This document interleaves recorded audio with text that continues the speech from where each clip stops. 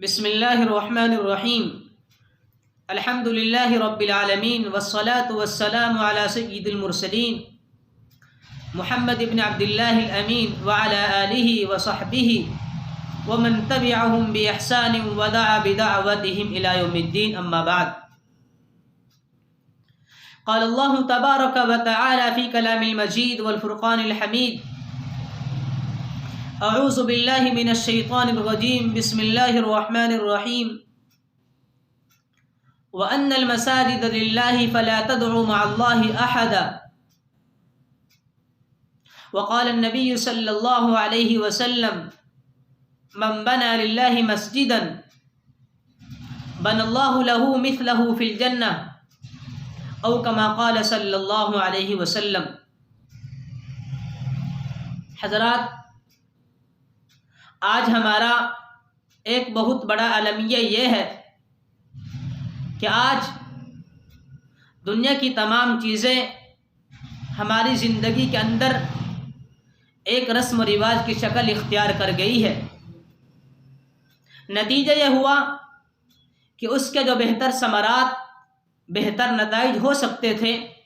آج وہ نتائج، وہ ثمرات ہمیں دیکھنے کو نہیں مل رہے ہیں۔ آج الحمدللہ ہم 5 وقت کی نماز پڑھتے ہیں، لیکن نماز پڑھنے کے بعد بے حیائی ہماری زندگی کے اندر موجود ہے۔ ماہ رمضان کے اندر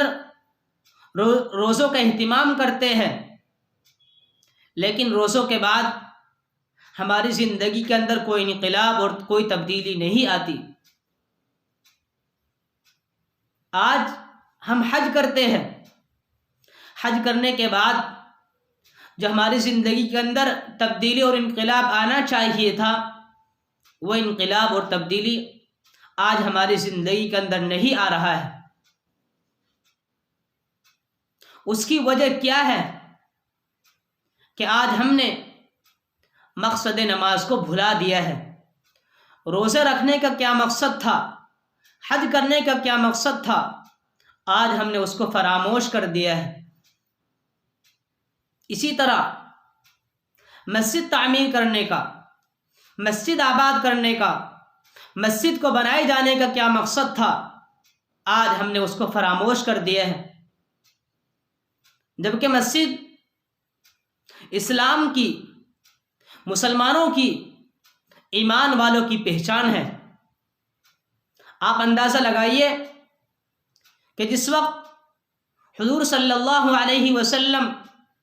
مکہ مکرمہ سے مدینہ منورہ کا رخ کرتے ہیں،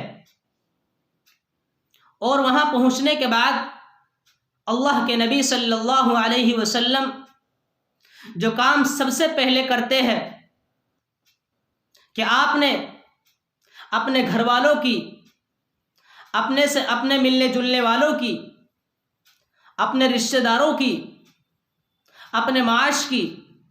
کسی چیز کی فکر نہیں کی۔ اللہ کے نبی صلی اللہ علیہ وسلم نے مدینہ منورہ پہنچنے کے بعد سب سے پہلے مسجد تعمیر فرمائی، مسجد بنائی، تاکہ وہ ایک اسلام کے مرکز کے طور پر کام آ سکے، دین کی نشر و اشاعت، دین کی خدمت وہاں سے بآسانی ہو سکے۔ ذرا تاریخ پڑھیے، حضرت ابراہیم علیہ السلام جس وقت مکہ مکرمہ میں جاتے ہیں، انہوں نے وہاں پہنچنے کے بعد سب سے پہلے بیت اللہ تعمیر فرمایا، اللہ کا گھر تعمیر فرمایا۔ انہوں نے بھی اپنی بیوی کی، اپنی اہلیہ کی، اپنے لخت جگر حضرت اسماعیل علیہ السلام کی فکر نہیں کی، سب سے پہلے مسجد تعمیر فرمائی، کعبۃ اللہ تعمیر فرمایا۔ اور مسجد کا اسلام کے اندر کیا مقام و مرتبہ ہے، مسجد کی خدمت کرنا اسلام کے اندر اس کا کیا مقام و مرتبہ ہے، آپ اس بات سے اندازہ لگائیے کہ جس وقت ترکی دنیا کا بادشاہ ہوا کرتا تھا، جس وقت ترکی دنیا کا سپر پاور ملک تھا، پوری دنیا پر اس کی بادشاہت اور اس کی حکومت چلا کرتی تھی، اس وقت جب ترکی کا خلیفہ، ترکی کا بادشاہ مکہ مکرمہ کے اندر جاتا یا مدینہ منورہ کے اندر جاتا، وہاں پہنچنے کے بعد مسجد نبوی جاتا، تو مسجد نبوی کے جو خادمین ہوا کرتے تھے ان سے اس بات کا معاہدہ کرتا کہ 4-5 دن تک، جب تک میرا قیام یہاں پر رہے گا،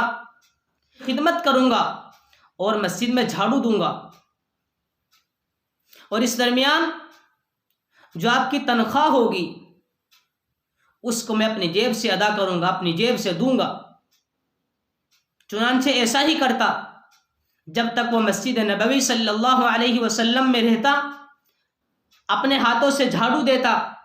اور ان خادمین کو اپنی جیب سے ان کی تنخواہ دیا کرتا تھا۔ اور یہ وہ بادشاہ تھا کہ جب فرانس کا بادشاہ اس کے پاس آتا